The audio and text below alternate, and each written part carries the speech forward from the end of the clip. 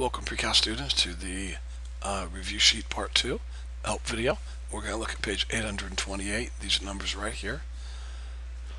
Let's go ahead and get started with number 3 here, okay? Number 3. The directions say to use the law of sines to solve for the triangle. Alright, so we are missing angle A, and we're missing side A, and we're missing side C. Okay, so here we go. Angle A can be found quickly because I already know two angles right here. So angle A would be 26 degrees. Okay, next I can either solve for A or C. It does not matter which one. I have chosen to solve for C first. So I have a pair right here. Here's my pair. I have angle B and side B. So using the law of sines, 54 over sine of 72. And really, I probably should have started off by drawing a triangle, to be honest with you guys, and just quickly listed everything. That's always helpful to do. Plus, it helps you see the pairs that we have too. So there we go. Okay, equals side C over sine of C, and C is 82 degrees. Okay, now if we cross multiply, we would have C equals 54 sine of 82 divided by sine of 72. Okay, now if we type all of this into our calculator right here, we will come up with approximately 56. Okay, so there's the length of C, 56. Okay, now let's quickly solve for A, and we're going to use the same ratio right here. And so here we go. Side A over sine of A, and A is 26 degrees. So if I cross multiply and divide, I will have A equals 54 sine of 26 divided by sine of 72. And if you type that in your calculator, you'll come up with A equals 25. Okay, 25, 25. There we go. Okay, moving on to number 13. Okay, let's go ahead and draw our triangle this time. We'll call this A, we'll call this B, and we'll call this C. Now let's see. Angle A is 27 degrees. Side B is 5. And side C is 7. And what we're doing here, and I apologize students, I thought that we were solving this triangle, but the directions say to find the area. Okay, so what we learned is this: whenever in a triangle that you are given side, angle, side, you can find the area by taking 1/2 times one of your sides times the other side times the sine of the included angle. So there we go. Okay, so if you type all of this into your calculator correctly, you will come up with 8. Okay, so 8 square units. Okay, there we go. Moving on to number 17. Alright, now the problem says from a certain distance the angle of elevation is 17 degrees right here. Okay, at a point 50 meters closer, so we travel 50 meters closer to here. Now the angle of elevation is 31 degrees right here. Okay, approximate the height of the building. So we're going to try to find this length right here. Okay, we'll call that X. Now I'm going to go ahead and get this picture out of the way, so we just have a triangle. And I'm not sure why I did that. That's kind of funny. Let's go ahead and finish the drawing here.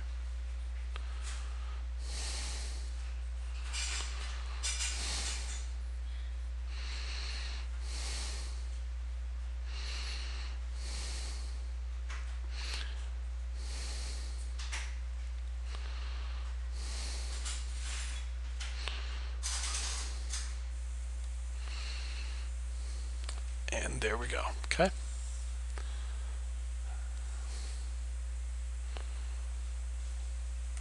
Now students, here's the first thing we're going to do. Okay. The first thing I notice is I have a right triangle right here. Now, I wish that I knew just one side. I mean, if I knew this side right here, then I could use sine, cosine, or tangent because I have an angle right here that I know. I wish I knew just this side right here, okay, but I don't. So here's what I'm going to have to do.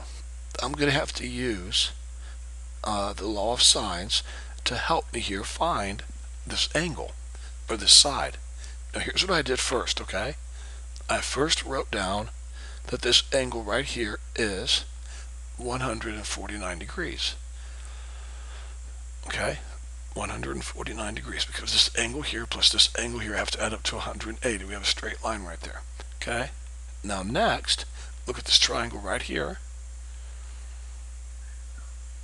Because of that triangle right there, I know this angle right here has to be 14 degrees. Okay? So 14 degrees. Now, with that in mind, next, I can find this length right here, this side right here, using law of sines. So I'm going to call this side here y. Now look what I did, okay? Watch this. Forget this triangle here just for a second, okay? Just look at this triangle right here to the right. Now I have a pair. I have 50 is across from angle 14. So 50 over sine of 14 equals, now notice 17 degrees right here is across from y. So I can put y over sine of 17. Now if I cross multiply, I'm left with this right here. And then if I type this into my calculator, I will come up with approximately 60. Okay? So this length here is 60. So look what I have now, students. I have a right triangle. This is 60. This is my unknown. This is my right angle. And this is 31 degrees. So I can very easily and quickly solve for x by using sine, because sine of 31 equals opposite over hypotenuse. Now multiply both sides by 60, like this, and I come up with 31. Okay? 31. So there we go. That's how you would solve this word problem. This height right here is 31 from top to bottom. Okay? Alright. Moving on to number 18. We're going to find the length of W. Okay, find the length of W. Now, it would be nice if somehow we had a pair. Okay? You know, somehow, I mean, we have a pair from using this angle here and this angle here, but this side I'm looking for here, W, does not have the angle over here. I wish that it did. It would make it a lot easier. So students, here's what I chose to do. I realized I have a pair right here. In fact, I'm just going to use this triangle here. This is the only triangle I'm going to use. Okay? So we're going to get rid of all the other distractions here.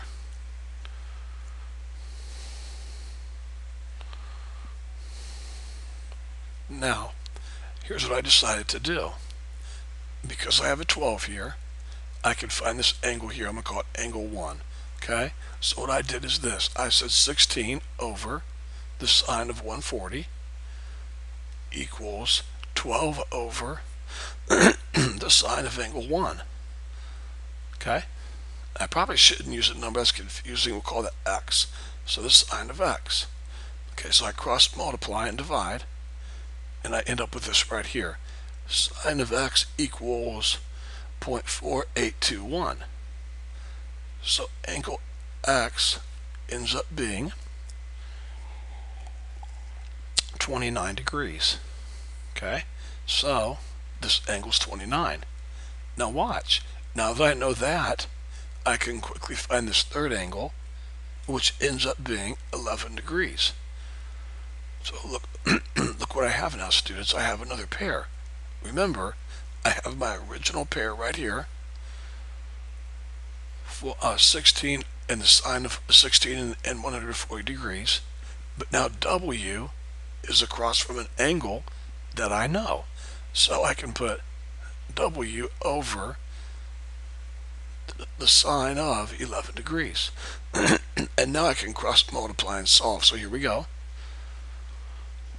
W would equal 16 sine of 11 divided by the sine of 140. And if I type that in my calculator correctly, I will come up with 4.7. Okay, so there we go. Pretty simple. 4.7. Okay, moving on to number 19. Number 19. Okay, students, the first thing I'm going to do is sketch this triangle and then get rid of this picture. Okay.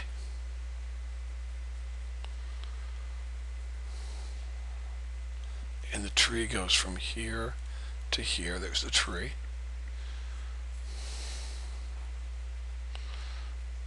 And this whole, now watch this carefully, students.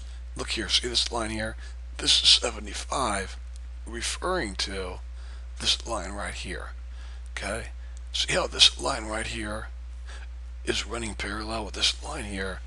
So the 75 feet is not referring to this line right here, okay?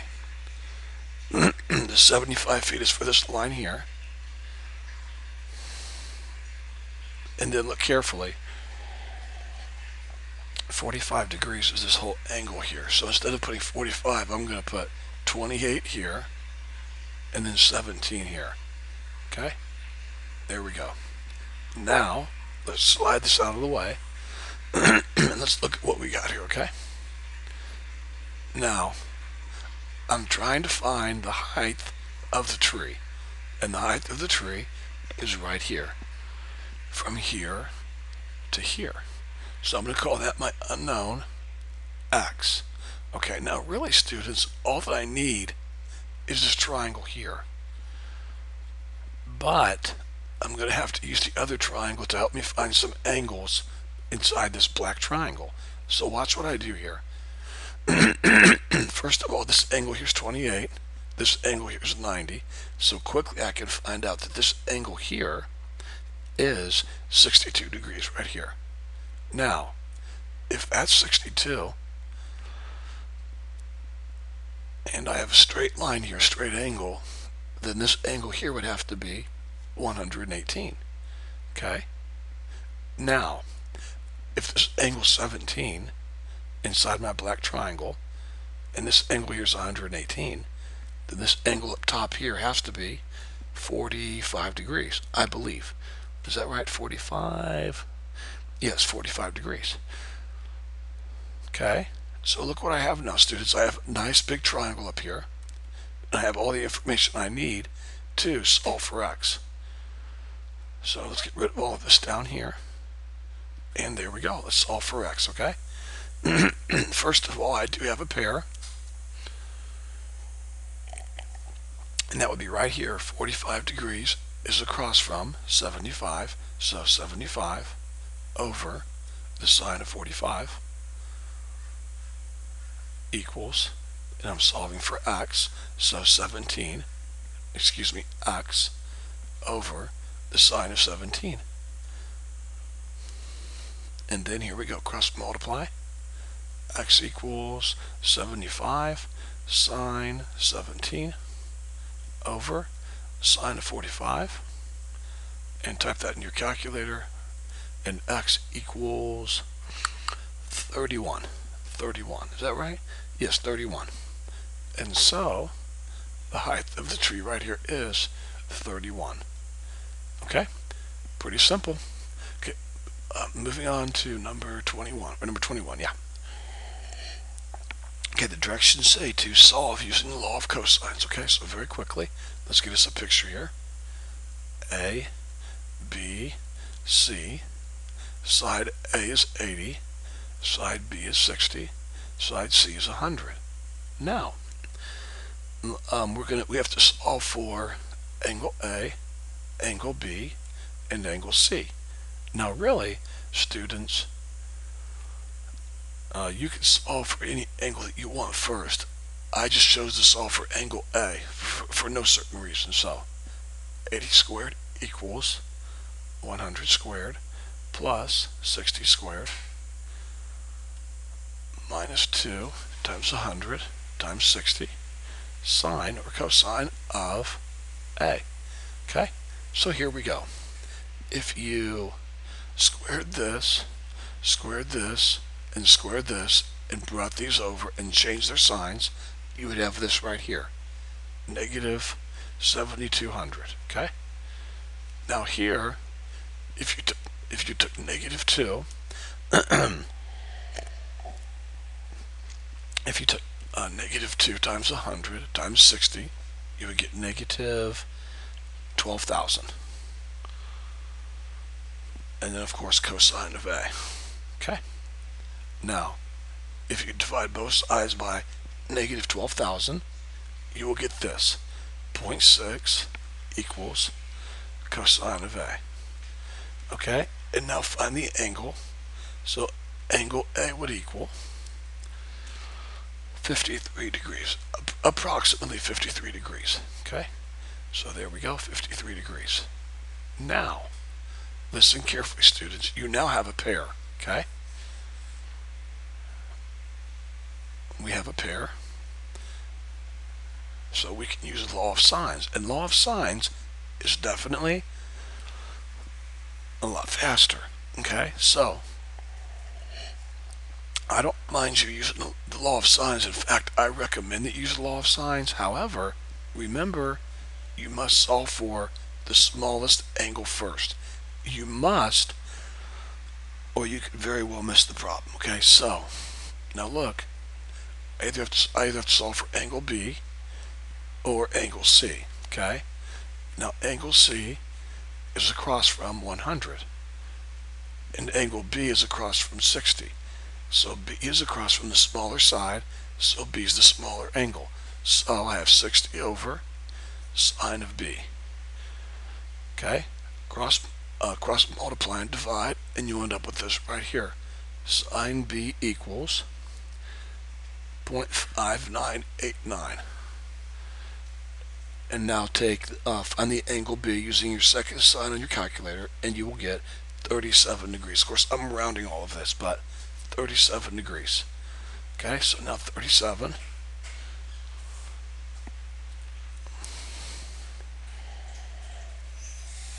And students, if angle B is 37 and angle A is 53, then angle C is very easy to find. It's going to be 90 degrees. Okay, there we go. Moving on to number 25. Okay, 25. Okay, here's our triangle. A, B, C. Angle B is 150. Side A is 10. And side C is 20. Alright, so here we go. Remember, students, whenever you have side, angle, side, and you're using the law of cosines to solve, you always want to solve for the side across from the angle first, okay? So we're going to solve for B. Okay, so here we go. B squared equals 20 squared plus 10 squared minus 2 times 20 times 10 cosine of 150. Now, if you type this entire side here into your calculator, you will get 846.41014101.615. Take the square root of both sides and you will get 29 approximately. So there we go, 29. Now students, notice we have a pair, okay? We have an angle and a side across from each other. So I can definitely use law of sines. Okay, so here we go. 29 over sine of 150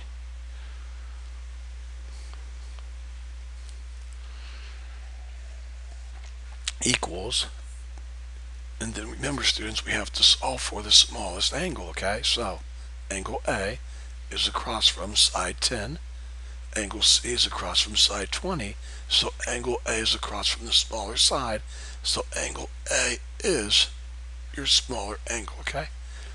So we have to solve for sine A first. So there we go. Cross multiply and divide, and sine A would give you sine A equals 0.1724. So angle A would be approximately 10 degrees. Okay? So if A is 10 degrees, then C would be 20 degrees. And of course, I'm rounding all of these to the nearest whole number, okay? All right, moving on to number 28. It's a pretty simple problem here, students. To approximate the length of a marsh, a surveyor walks from point A to B, from here to here, and it's 425 meters, okay? Then he turns 65 degrees right here and walks 300 meters to point C, okay? Now, having done that, using the law of cosines, he now can find the length across the marsh, okay? So here we go. This is 300. This is 425. And students, look at this. This is a straight line, okay? So if this is 65 right here, then this has to be 115 here. Okay, so there we go. We're going to find this length right here. We'll call it X. And here we go.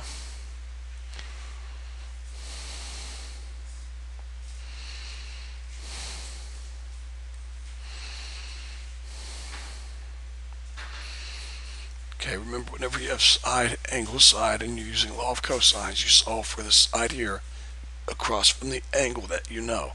So that works out perfectly. For us. So here we go.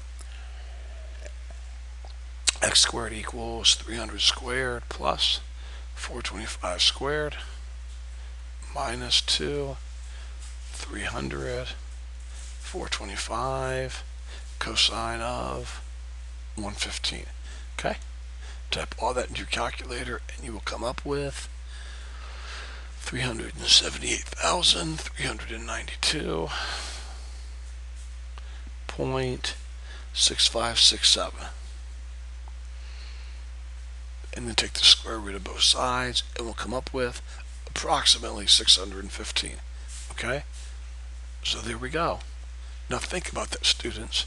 That means the surveyor was able to measure the length across a marsh just by simply walking 425 meters this way, like this, and then rotating 65 degrees and walking 300 more meters, and then using the law of cosines, okay? So that's really cool and really practical. Okay, moving on. Number 29. Okay, students, here we go. Let's take a look at this problem here. Two planes leave Raleigh-Durham Airport at approximately the same time. Now, one is flying at 425 miles per hour at a bearing of 355 degrees. The other is flying at 530 miles per hour at a bearing of 67 degrees. Let's first of all draw a figure that gives a visual representation of the problem. So here we go, okay? Let's go ahead and slide this up a little bit. We can always pull it back down again later if we need to. Okay, so we have here's the airport right here. Okay, we draw a northern line, and we rotate clockwise 355 degrees. That's how you do bearings for airplanes, okay? So 355 right here. So there's the airplane going this direction here, okay? So the airplane is going this direction here. And since we rotated 355 degrees, this angle here would be what? 5 degrees. Okay? 5 degrees. Okay, now, the other airplane left the same airport with a bearing of 67 degrees. So, using a different color pen here, here's the airport still. We go up here and we rotate 67 degrees, which is about right there. And the plane takes off. Okay? There we go. So this angle here is 67. Now, I believe it said one plane, the first plane here, the red plane, was traveling 425 miles an hour. Okay? So 425 miles an hour. And the second airplane was traveling 530 miles an hour. Okay? So, then the question says, find the distance between the two planes after they have flown for 2 hours. So, here we go. If this plane here, the red line, is traveling at 425 miles an hour for 2 hours, that means the distance the plane would have traveled is 850 miles, okay? Now, the other airplane is traveling at a distance of, is it 530, I believe? Let's see. A speed of 530 miles an hour, okay? So, in 2 hours, this plane would have traveled 1,060 miles, okay? So here's where the plane is. Here's where the plane is. Now I know that my triangle is not drawn to scale, and that's fine. And now students, watch this. I'm going to find the distance between the two planes. Okay, we'll call this x. Well, students, look, I know this whole angle right here is 67 plus 5. So the whole angle right here is going to be what? 72 degrees. Okay. And so look what I have. I have a triangle with side, angle, side. That's the law of cosines. Okay, so here we go. X squared equals 850 squared plus 1060 squared minus 2 times 850 times 1060 cosine of 72 degrees.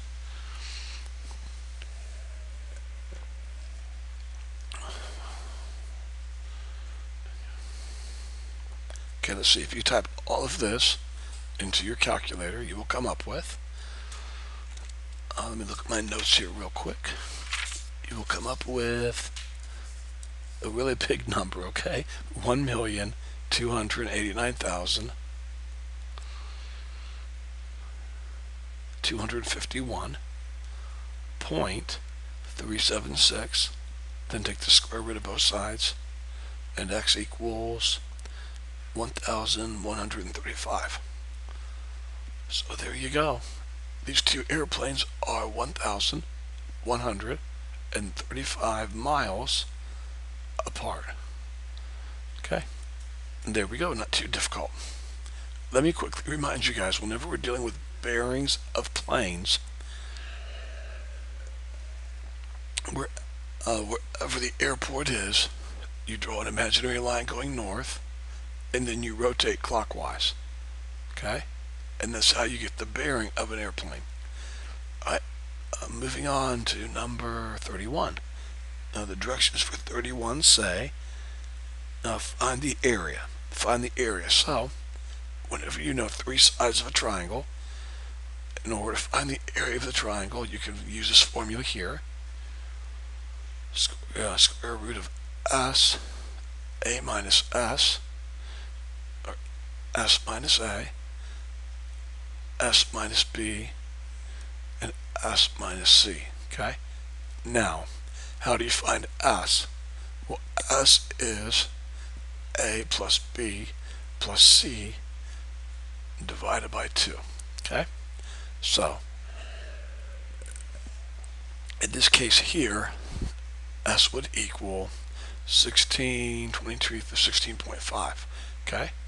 So, in my formula here, where the S is, I'll put 16, and then 16 minus 15, or 16.5, sorry.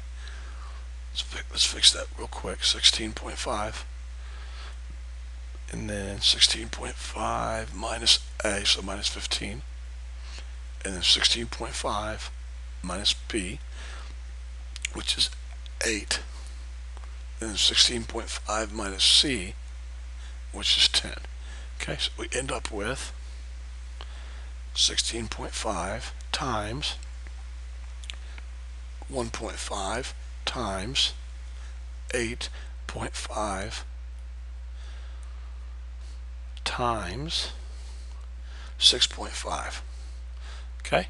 Type all that in your calculator, take the square root of it, and you will come out with 37 square units. Okay, so this is the way that you can find the area of a triangle when you're given 3 sides of the triangle. Okay? All right, moving on to number 35. Okay, 35 says to graph the vector, and this is my initial point, and this is my terminal point. Let's graph the vector. Pretty simple. My initial point is over 3 and up 4. Okay, so here's my initial point right here, and then my terminal point would be over 5 to the left, and then down 7. Okay, so that would be over 5 down 7, approximately right here. So the arrow would go this way because this is my initial point up here, and my terminal point or my ending point is down here. So there we go. Put your arrow right here, and we're good. Pretty simple, okay? Not too difficult. Number 43. Okay, the directions say to find the component form of vector v. So find component form, okay? Well, first of all, we know that the direction angle is 210 degrees. So we rotate 180 plus 30 more. There we go. So 30 degrees. Okay? Now, we know the magnitude is 1/3. So, all I have to do to find the component form here is find my x and my y. So my x going over, my y going down. So here we go. Cosine of 30 equals adjacent over hypotenuse.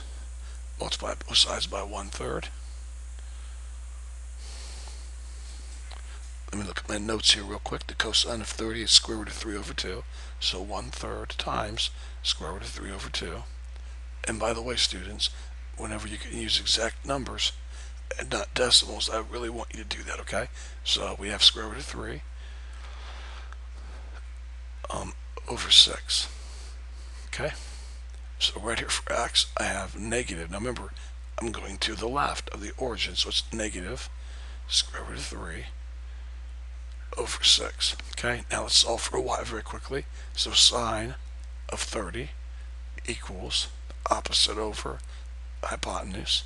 Multiply both sides by 1/3. 1/3 sine of 30 equals y.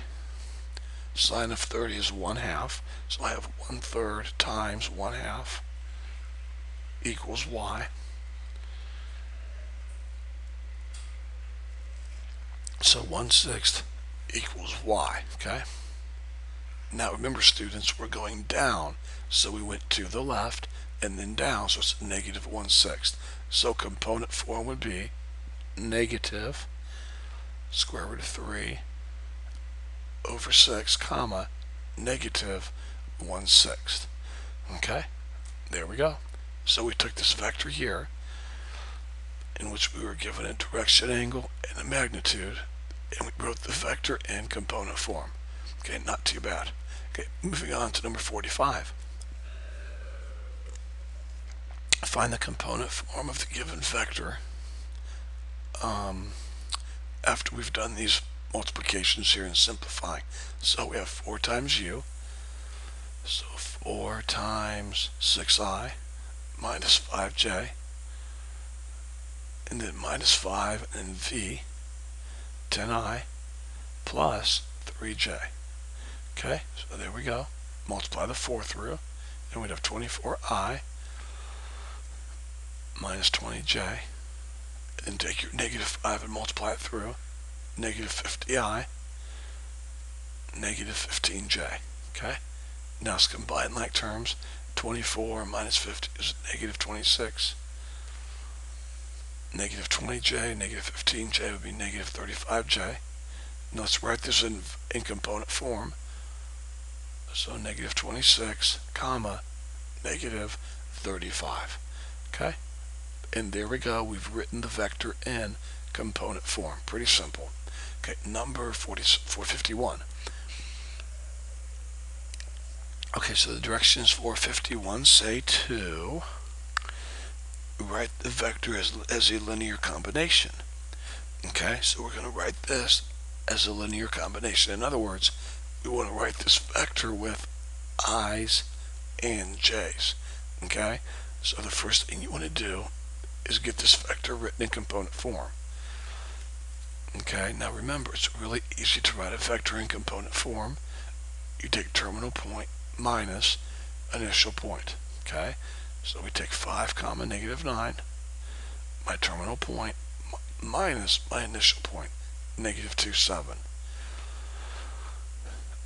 And I come up with 5 minus negative 2 is 7.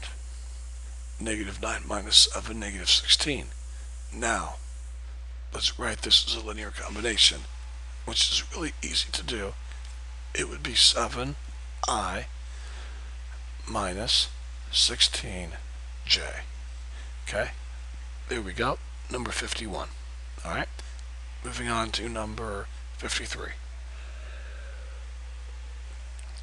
Okay, the directions for 53 say write the vector v in this form here with magnitude and direction angle. So here we go. First of all, let's get a picture of it. So we are at positive 4 and negative 1. So positive 4 and negative 1. And again, I don't care if my triangle is drawn to scale. That's not a really big deal. Okay, so there we go. There we go. Over 4, down 1. Okay, so the hypotenuse would be square root of 17. And students, very quickly to find this angle right here, I would say tangent of theta equals opposite over adjacent, and that angle would be 14 degrees. Okay, so theta equals 14 degrees. So put a 14 right here. Okay, now we're pretty much all done. We're going to put our hypotenuse right here, and then a parentheses. Okay, now if the angle is 14 degrees inside the triangle, then my direction angle would be 346 degrees. So I would put cosine of 346 plus I sine 346 degrees. And there we go. That's simple, okay, students? Not too bad. Okay, moving on to number 57. Okay, the directions say to find the magnitude and the direction angle, okay? So we're going to find the magnitude and the direction. So here we go. We're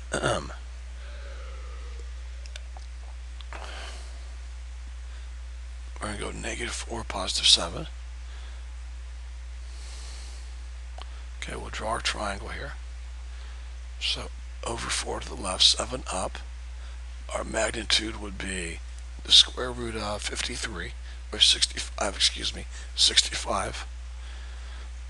Not sure where I got 53 from. And then the angle here would be tangent of your unknown angle equal opposite over adjacent, and so the angle would be 60 degrees. Okay, 60. So the magnitude of V would be square root of 65, and the direction angle would be from here to here 120 degrees. Okay, there we go. Moving on to number 65. Number 65. Okay, the directions say to find the dot product. Okay, find the dot product. So really U is 3, 7, and V is really 11, -5. Okay, let's find the dot product. Let's multiply first number times first number. That would be 33. And then second number here times second number here. That'd be -35. And then add those two numbers together, and we'll get a -2 for our answer. Okay, so there's the dot product of U and V. Okay, moving on to number 67. This is a 4 right here, obviously, students. A 4. Here we go. Okay, we're going to find the indicated quality here, or quantity. So here we go. 2 times U, then the dot product. So we have 2 times -3, 4, and then dot product of U again, which is -3, 4. Okay, so first of all, take your 2 and multiply it through. So we have -6, 8,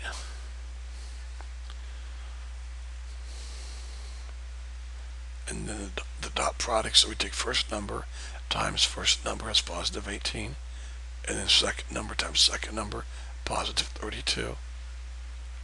And so we should come up with 50, which is the correct answer, 50. Okay? All right, moving on to number 73. Okay, now first of all, before we do anything, I would encourage you to quickly make this 315 degrees. Okay? Make this 315 degrees. And make 5 pi over 6 150 degrees. Okay?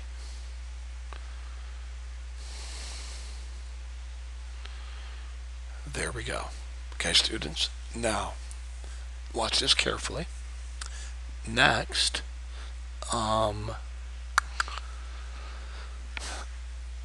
the directions say to, one second, find the angle between these two vectors. Now, students, please listen to me.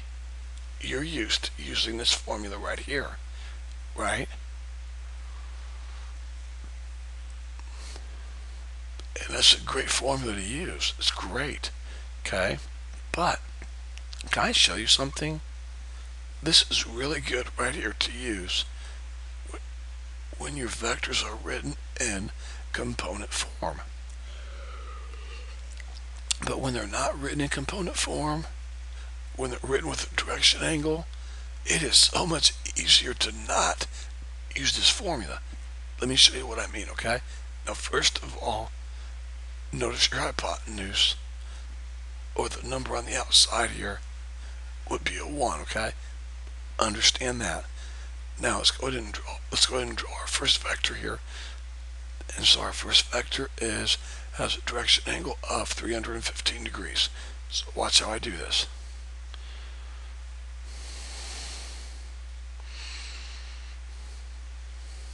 Okay, 315 degrees. So here it is. I'm left over with 45 degrees right here, okay? So there's one vector. Now watch this, students, watch.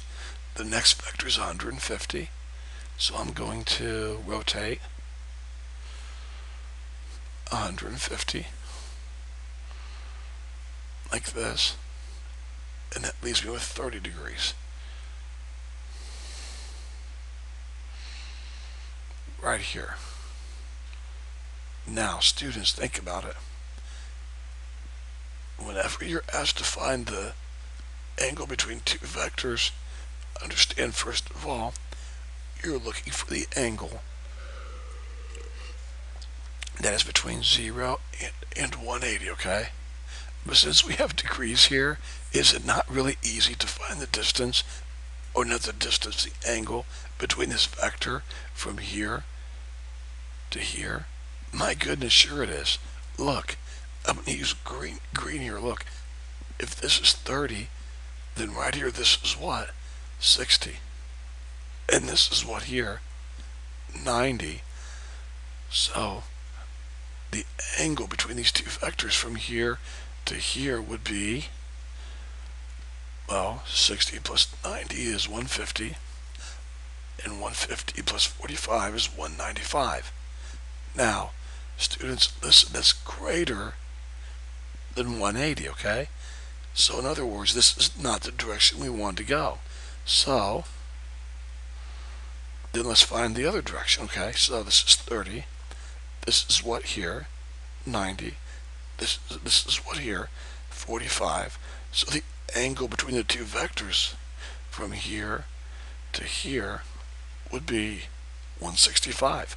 30 plus 90 is 120, plus 45, 165. So there it is. There's the angle between the two vectors. You might say, no, Mr. Earhart, when do we do that and not use this formula here? Well, look, the only time you really want to use this formula here is when your vectors are in component form like this. Okay? But when they give you direction angles like they did here, I personally would not use this formula. I would just draw the vectors and then quickly add up the angles, and that way find the angle between the two vectors. I think that's a lot faster to do it that way than to use this formula here. Okay? Alright, moving on to number 75. Number 75. Okay, now here we're going to use this formula because they give us vectors in component form. So we're going to find the angle between these two vectors, and so our formula will be cosine of theta equals the dot product of u and v over the magnitude of u times the magnitude of v. Okay, there we go. Now, let's watch this carefully, okay? The dot product of u and v, I'm not going to take a lot of time and do that for you, okay? But you would take this times this, this times this, and then add the two numbers together. You would get negative 8. Negative 8, okay? Because remember, there's a 1 right here. So 2 square root of 2 times 1 square root of 2 would be 2 times 1 is 2. And square root of 2 times square root of 2 is square root of 4. So 2 times square root of 4 would be 2 times 2, which is 4. It'd be a negative 4 because of positive times a negative. And then you take a negative 4 here times the 1, it gives you a negative 4. And then add those two together, you get negative 8, okay? Now the magnitude would be 24, square root of 24, for vector u, and the magnitude of vector v would be square root of 3. Okay, remember, you just square this here, square this here. If you square this, you would get 4 square root of 4, which is 8. And then square this here, and you get 16. And add them together, you get 24. Okay? Now,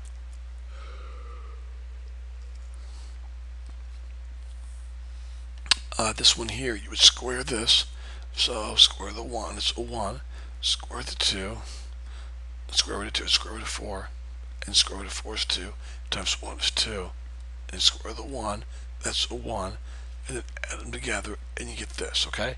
So, if you type all of this into your calculator and get out a decimal number, and then hit second cosine, you will come up with approximately 161 degrees. Okay? There we go. Alright? Last problem and we're finished, okay? Now, I gave this one to you because I wanted to remind you that anytime you're given side angle, you've always got to check for one solution or two solutions or no solution, okay? Very important. So, with that in mind, let's quickly look at this problem, okay? Here's your triangle. A, B, C. A is 58, B is 12.8, and A is 11.4. So, we go ahead and start off like usual. We realize we have side angle. So we understand we might have two solutions. Okay, let's see what happens here. Let's start off with our pair. Here's our pair, okay? So we have 11.4 over sine of 58. And let's solve for angle B, so 12.8 over sine of B. Okay? Now cross multiply and divide. You'll end up with, let me look here, point 0.9521. So then angle B ends up being 72 degrees. Okay? So there we go. Now students, this is where you stop, okay, right here. And this is where you check to see whether or not you have a second triangle. Okay? So first of all, you come up here.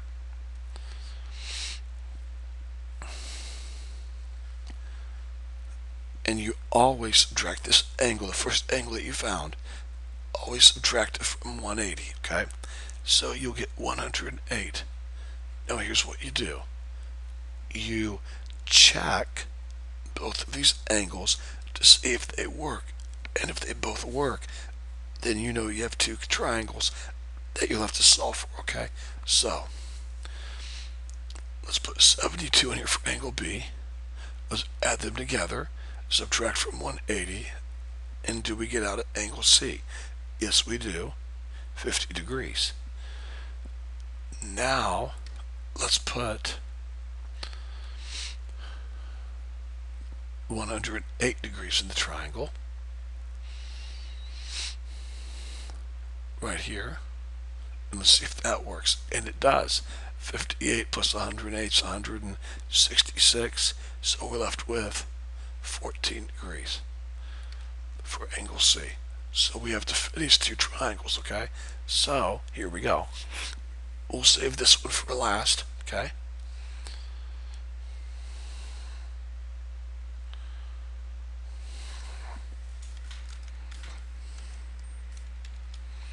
Here we go. Let's grab it right here and put it down here.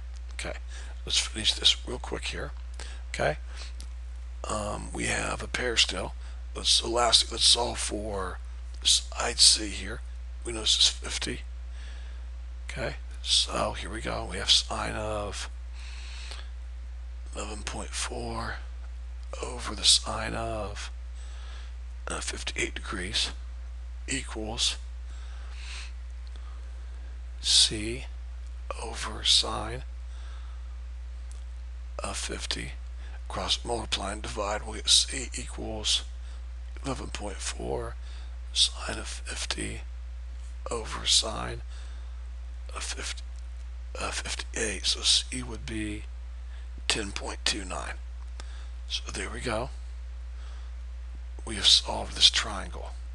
Okay? So there we go. So pull it over here somewhere. This triangle is solved. There we go. Now we have another triangle to deal with. Okay, here it is.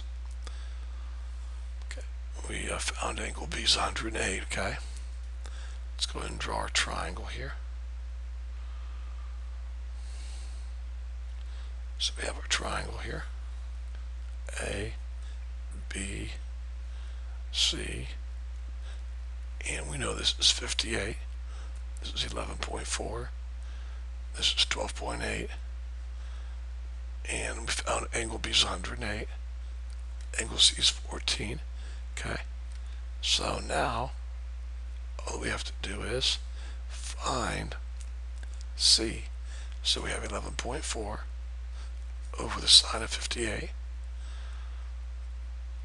equals C over the sine of 14 degrees. Cross multiply, we get 11.4 sine of 14 degrees over sine of 58. And if we type that into our calculator, we will get 3.25.